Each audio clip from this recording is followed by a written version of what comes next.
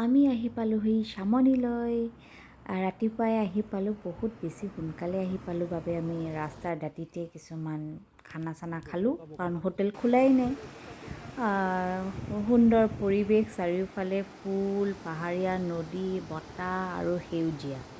তাৰ মাজৰ বহি আমি কফি আৰু কেক খালোঁ। সাংঘাতিক ধুনীয়া এখন চহৰ। তাৰপিছত আমি হোটেললৈ গ'লোঁ, গৈ বেগ চেগ থলোঁ, থৈ অকণমান ফ্ৰেছ হ'লোঁ। ফ্ৰেছ ট্ৰেছ হোৱাৰ পিছত আমি ভাবিলোঁ চিটি চেণ্টাৰৰ ফালে যাওঁ। আজি আমাৰ ডে' 1, আপোনালোককো লৈ যাওঁ চিটি চেণ্টাৰলৈ। যেতিয়া আমি আহিছিলোঁ দেখিছোঁ বহুত ইয়াতে টুৰিষ্ট আহিছে অলৰেডি, কাৰণ এতিয়া ছামাৰ, বহুত মানুহ আহে ইয়ালৈ। আৰু বহুত ৰেষ্টুৰেণ্টছ আছে, বিৰাট ধুনীয়া পৰিৱেশ, চাৰিওফালে ফুল, কানাল, আৰু তাতে কিছু সময় আমি কটালোঁ, তাতে লাঞ্চ কৰিলোঁ। ইণ্ডিয়ান ৰেষ্টুৰেণ্ট আছিল, তাতেই আমি খালোঁ। নেক্সট দিনাখন আমি ওলালোহি গ্লেচিয়াৰ চাবলৈ, যাৰ নাম হ'ল মেঘ গ্লেছ, চি অফ আইচ, যাৰ দীৰ্ঘতা হ'ব ধৰক 7.5 কিলোমিটাৰ আৰু ডিপ 660 ফিট মান মানে ডিপ হ'ব।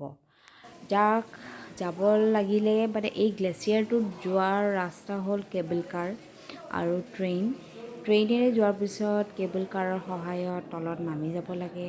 তাৰপিছত 500 চিৰি বগাই নামি আহিব লাগিব, আকৌ 500 চিৰি বগাই আপুনি ওপৰলৈ উঠিব লাগিব। অলপ কষ্টকৰ, মানে আমাৰতো ভৰি হাতৰ একদম অৱস্থা বেয়া হৈ গৈছিলে। তথাপিতো আমি বহুত কষ্ট কৰি হ'লেও এই গ্লেচিয়াৰটো আমি চালোঁ। সাংঘাতিক ধুনীয়া, একদম নেচাৰেলি এটা কেভ, যোনটো পূৰা বৰফৰ, তাৰ ভিতৰত গ'লোঁ। বহুত টুৰিষ্ট আহিছে, পৃথিৱীৰ বহুত জেগাৰ পৰা ইয়াতে মানুহ আহে চাবলৈ।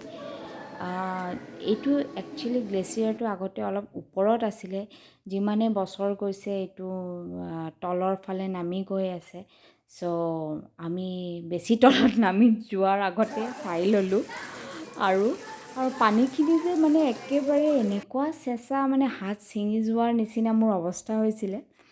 নেক্সট ডে আমি ওলালোঁ সেই বিখ্যাত ম'ব্লা পিক চাবলৈ। যিহেতু সকলোৱে জানে ম'ব্লাৰ কথা। তাৰপিছত আমি ৰাতিপুৱাই উঠি টিকেট চিকেট কাটিলোঁ। ইয়াতে চামনিত সকলোৱে জানে যে ম'ব্লা আছে, ইয়াতে সেই বিখ্যাত ম'ব্লা, যাৰ উচ্চতা হ'ল 4,807 মিটাৰ। যাক যাব লাগিলে আপোনালোকক একেই কেবল কাৰৰ সহায়েৰে যাব পাৰে খুব সহজে, আগুলি দি মিদি। বহুত ফেমাছ টুৰিষ্ট ডেষ্টিনেশ্যন হয়, য'ত সহজভাৱে কেবল কাৰৰ সহায়ত ম'ব্লাৰ সুন্দৰ ভিউ তাৰ পৰা দেখা যায়। আৰু বহুত ওচৰৰ পৰা আপুনি একচুৱেলি দেখিবলৈ পাব। পৃথিৱীৰ বিভিন্ন জেগাৰ পৰা ইয়াতে মানুহ আহে। চামনি একচুৱেলি বিশেষতাই হ'ল থিয় আৰু জোঙা আকৃতিৰ এই শৃংগবোৰ দেখিছে নহয়, তাৰ বাবে সাংঘাতিক ধুনীয়া। ওপৰৰ পৰা যেতিয়া ভিউটো দেখিছিলোঁ, মানে নিজৰ বিশ্বাস হোৱা নাছিলে যে মই ইমান মানে ওপৰলৈ উঠি আহিলোঁ কেনেকৈ, ইমান ওপৰত আছোঁ। তাৰপিছত ম'ব্লাৰ যি মনোৰম দৃশ্য তাৰ পৰা দেখিলোঁ, মানে সঁচাকৈ বিৰাট আপ্লুত হৈ গৈছিলোঁ। খুব ভাল লাগিলে, এটা সাংঘাতিক নতুন এক্সপিৰিয়েঞ্চ হ'ল। মই কেতিয়াও ইমান ওখ মাউণ্টেইনলৈ যোৱা নাই, ফাৰ্ষ্ট টাইম গৈছোঁ। তাতে আমি কমচে কম 3 ঘণ্টা 4 ঘণ্টামান কটালোঁ, কাৰণ প্ৰচেছটো অলপ দীঘলীয়া হয়, যোৱা মেলা অহা। আকৌ আমি ট্ৰেইন সহায়েৰে নামি আহিলোঁ। তাৰপিছত নেক্সট ডে আকৌ ৰাতিপুৱা ওলালোহি। আজি আমি উভতিম আমাৰ ঘৰলৈ। দিনটো চহৰতে অকণমান ঘূৰিম ওচৰে পাঁজৰে। তাৰপিছত এনেকুৱা লেক এটা আছিলে আমাৰ হোটেলৰ কাষতে। আমি লেকৰ কাষত গ'লোঁ। ধুনীয়া পৰিৱেশ একেবাৰে, তাতে ব্ৰেকফাষ্টটো তাতেই খালোঁ। খাই কিছুমান ফটো চটো উঠিলোঁ।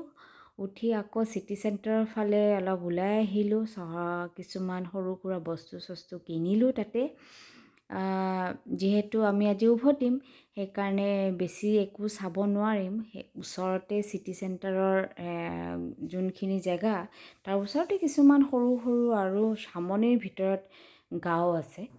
সেই তালৈ আমি গ'লোঁ বাছৰ সহায়েৰে। দেখিছোঁ ইমান চাৰিওফালে ফুল, আৰু তাৰে লোকেল কিছুমান ছিংগাৰ আৰ্টিষ্টে সেইদিনাখন ৰাস্তাতে গান চান গায়ো আছিলে। তাৰপিছত কিছুমান মানুহে নিজৰ পৰম্পৰাগত খাদ্য তাতে বিক্ৰী কৰি আছিলে, মানুহে কফি খাই আছিলে, ঠাণ্ডা ঠাণ্ডা বতাহ, লগতে গান, লগতে কফি, আৰু একদম freshly baked cake and like any bakery. মানে তাৰ গোন্ধই মানে কেনেকুৱা এটা সাংঘাতিক পৰিৱেশৰ সৃষ্টি কৰিছিলে, একেবাৰে বুজাব নোৱাৰোঁ। সেইটো খালি ফিল কৰিব পাৰি। তাতে আমি বহুত নহয় 2 ঘণ্টামান কটালোঁ।